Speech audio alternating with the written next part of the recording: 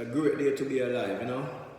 Me again, man, Mr. Sir, sharp like razor, clear like water. But this morning I come again to speak about financial freedom and the importance of getting knowledge. You know, the knowledge is power. And one of the ways of getting knowledge is by reading. It's very important for us to read books, whether it's audiobook or manual books. It's very important that we do that, you know, to get knowledge, because you cannot do what you don't know. So you could get coaching or you could get mentoring from someone, but knowledge is power. Wherever way you get it, just get it, you know. Reading books is one of the most important out of all, you know. Reading books, you know, because not everyone could pay a mentor or could pay a coach to coach them. So you could self-empower yourself. You could self-empower yourself by reading books. Teach yourself. Read books, listen to audiobooks, and so forth. Today I will mention two books that I am very interested in, and I always focus on those books. The first book is Rich Dad, Poor Dad by Robert Kiyosaki. That's a great book, really great book. A lot of people read the book. I think he sell to about I don't know, 60 million or whatever, but he sell millions of this book because it's a powerful, and it makes so many sense what he's saying. It's a powerful book. He spoke about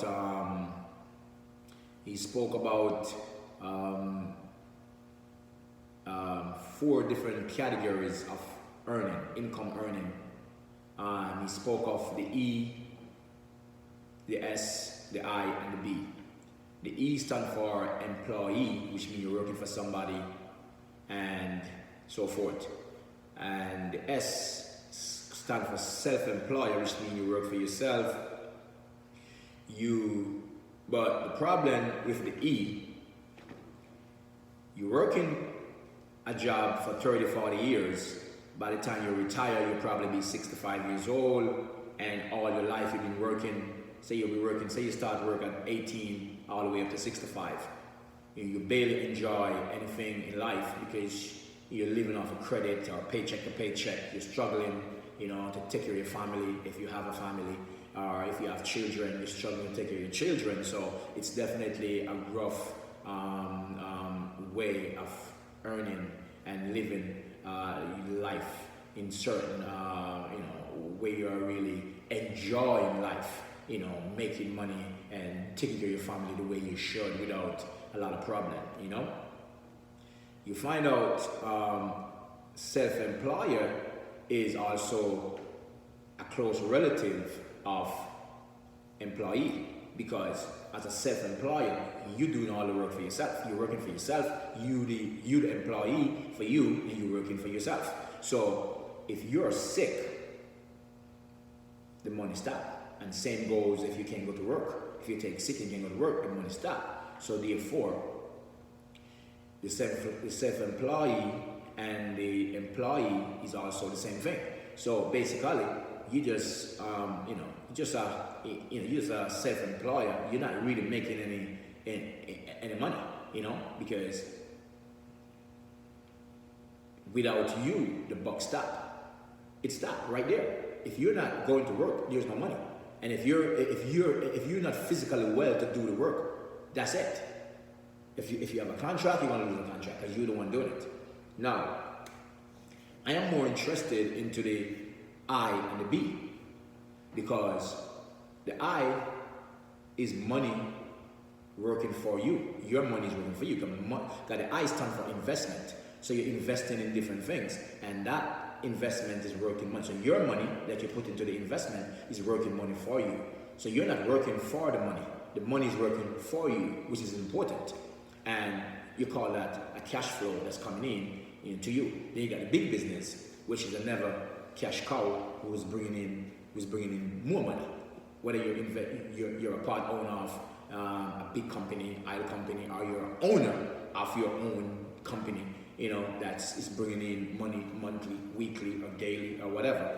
Big business, So you got, whether you own a chain, you could have business where you own a chain of McDonald's, or you own a chain of Starbucks, or you own a chain of of Golden Cross, or you own a chain of a pizza place, so that's big business, and money is coming in daily and so forth. So this is where I want to be. I and B. E and S is what you call, for me, I call it a starter. You got to start somewhere. So you start over here. You start with the E and the S, and graduate yourself gradually to the I and the B. So everyone who's in the E and the S should be focusing and getting over this side. Everyone who's on the E and S side should be focusing and getting over to the I and the B side. It's very important that you do that, So, Robert Kiyosaki, he speak about how important it is for us to understand. He also said his rich dad, his poor dad teach him to go to school, get a good education, and then get a good job. Which we all know how that is working on now. A lot of people are in debt because they go to job, they're getting paycheck to paycheck. They're in debt for so long, they can't even get out of debt. Debt is killing them. They barely could take care of their children, their family, So, and if right now, the biggest problem in family life right now is finance. It's always finance. It causes a lot of problem. Finance, a lot of problem, because people are struggling and a day-to-day basis to survive, paycheck to paycheck. Sometimes it's just one income coming into the house. So that income have been pressured. That income being pressured, you got to do everything. So it's like this income is on life support. Life support. When you're one person bringing in the funds, it becomes a life support for the whole family. You know what I'm saying? So that's what an employee does for you, and the self-employed also is the same thing. Your life is on life support. So if you cannot go to work, you're dead. If you, both sides, if you can't go to work, you're dead. And if you're self-employed and you're working for yourself and you get sick, you're dead, because you can't help. There's nothing to balance yourself. Now, over here, on the I and the B, these guys over here don't have to worry about nothing. Because while they're sleeping, they're making money. Yeah, these two guys are smiling. Yeah, they're smiling all the way to the back. These guys is not worrying about nothing. They're just smiling. The only thing they're thinking about is how they can purchase the next business, and how they can look at somebody business that is doing well and offer them some money to get it, so they could bring more over their side, and because they have the money to do it. So these guys are smiling all the way to the bank. They're laughing all the way to the bank, while you over here stressing out yourself, having family problem and going through hell over here and struggling. And if you're sick, like I said, that's it. But these guys is just smiling. So that's what I like about the Rich Dad Poor Dad book. It teaches you these things and bring you awareness to these things, that you understand that you should try your best to get away from the E and the S and try to push yourself over the I and the B. Well, not everyone is going to be able to become the I and the B, but you should be focused on what you could do to change the way you're living over here. Okay? Over here is just, you're just going. You're not really doing nothing. You're just going, You're just barely making it, paycheck to paycheck. You're barely making it. This is what you call the stress lane. The stress lane is E and the S. Stress lane, that's what you call it. Stress lane, depression lane, So heartache lane, You know, a lot of trouble in this lane. Yes, you can, you know, try a little thing and keep moving, you know, from here, but your intentions must be to get over the side. You must be looking to get over the I and the B. So, my next book is The Richest Man in Babylon. Powerful book. It's a powerful book. You know, very powerful book. And he speak about the lean purse. The lean purse. And that book was written by George Clason, I think. I think it's George Clason. And he speak about lean purse. Lean purse, which he's talking about having a lot of money. A lean purse, fat purse, you know. And he said, first thing you should do is pay yourself first. You should pay yourself first. And every money that you make, never touch the principal. And he said, every money that you make should be earning more money. He referred to it as the kids. The kids. So your principal is the father. The principal money that you put into the business is the father. And he referred to it as all the profit is the kids. The kids. Right? The kids, the money that you make from the principal is the kids. And those kids should be invested. That money should be put in some investment where it's growing more money. The profit. So the profit is the kids. And the profit that you make from the kids' profit should be also invest. So therefore, all these money is going investment. You should pay yourself, and this is where but you should never spend from the principal. The principal is what is the father. You always keep the principal. But whatever profit the principal make should be invest into something so you could build your lean purse. You know, so check out that book. The Richest Man in Babylon is a powerful book, and those book is what I train my mind with. I can't remember everything that books say, you know, so bear with me. But check out those books. The Richest Man in Babylon by George Clason, and The Rich Dad Poor Dad by Robert Kiyosaki. Those are powerful books. I always listen to those books. You know, and I have a quote here from Warren Buffett.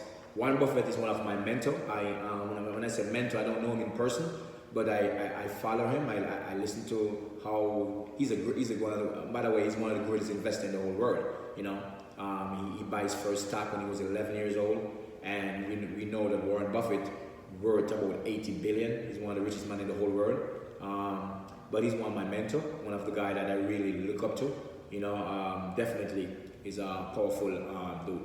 And in the street, on the street side, the guy that I really look up to, you got two guys that I really look up to is Jay-Z and P. Diddy. You know, powerful. You know, I like all the guys that come from the slum, from the garrison, and step right up. You know, where we know that now Jay-Z is a billionaire by himself right now. You know, not to mention his wife and so forth, but he is a billionaire by himself. You know, and we know that P. Diddy is close to a billionaire. So these are two guys from the garrison, from the ghetto, that come from nothing to something. I would say from the pen to the palace. You know. These guys are powerful guys, so you know, and I'm pretty sure they're great readers too. They read books, they get knowledge to reach where they're at. They didn't just get where they're at by just get up and they reach there. No, they go through a lot of things. So empower yourself by reading books, and that will take you to financial freedom. Financial freedom is very, very important. Very important. So for you to get to financial freedom, you must empower yourself by reading books. And like I just gave you two books: The Rich Dad Poor Dad by Robert Kiyosaki, and The Richest Man in Babylon, written by George Clason. You know, those two books, you got to read them. So check those books out, my friend, and focus your mind and building financial freedom for you and your family, and that you don't have to stress so much. But try your best to get out of the stress lane, the E and the S, the stress lane, depression lane. Try your best and get away from that lane, and see if you could focus yourself to get over the I and the B, which is investing and big business. Not all of us gonna make it to the I and the B, but you should be focusing to get as close as possible as you can, that you could live a better life financially for yourself and take care of your family. So until then, one love. I think I said all what I want to say. So keep your head up, stay focused, and your quest for financial freedom, generational wealth, keep on moving, never give up. Never give up, me say, never give up, me say, never give up, me say, never give up. Just don't give up, man. Just stay focused, put God first, because with God all things are possible, With mankind, nothing possible. But with God, everything possible, my brother. See? So just put God first, focus, and keep moving. See? And I know a lot of people that is in the church does not believe you should be fighting to get the things of this world, what they call it, where they refer to money, because if you're trying to get money, they feel like it's all about money and you're running down money. But the church cannot run without money. Every Sabbath or every Sunday, they pass around the tithes. You want you to throw tithe, they want you to pay tithes, they want you to put love offering, they got church things going on for church, they want to help with building this, building that, or helping somebody in the church, but yet they're telling you that you shouldn't focus on these things. So, and I'm not talking about every church now, because you got a lot of church that definitely believe in financial freedom and they do a lot of stuff for that. Then you have some church that doesn't really believe in financial freedom, and they will look down on you or figure you're not holy enough because all you're talking about is money. But for me, I don't care about all of that. What people want to say, I don't care what people want to say, and you should not be you shouldn't care what people want to say either, because at the end of the day, you get up. God give us wisdom, understanding. God give us our own mind to think. God is not going to come from heaven. God not going to come out of the sky and do for you. He already empower you with what you could do for yourself. So God is the owner of everything, but He already give you the knowledge, the power, and understanding to know that you should go out and do for self. Do for self. God's not going to come down and do for you what you can do for yourself. So I don't listen to people who say all you want to talk about is money, money, money, money. Well, guess what? I am allergic to poverty. My biggest fear is being poor. I don't want to be poor. So if you want to let people discourage you from going after wealth, that's your business. But my thing is to tell you, push to get where you could, enjoy the American dream, or whatever country you're from, you could enjoy yourself by taking care of your family, enjoying the finer things of life until that time comes that you have to leave here. And most people are saying, oh, you're going to die and leave everything that you make.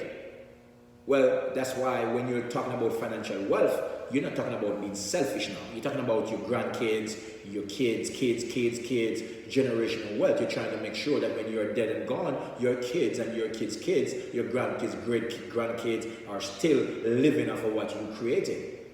So that's what you're talking about. So when people are going to knock you down and say, hey, all you're talking about is money, money, money, you're going to die and leave it, is because they're foolish. It's because they don't understand themselves, or some of them are living in doubt. Some of them are even embarrassed that they squander their whole life and have nothing. So they want to keep you in a lock hole. They want to keep you down with them.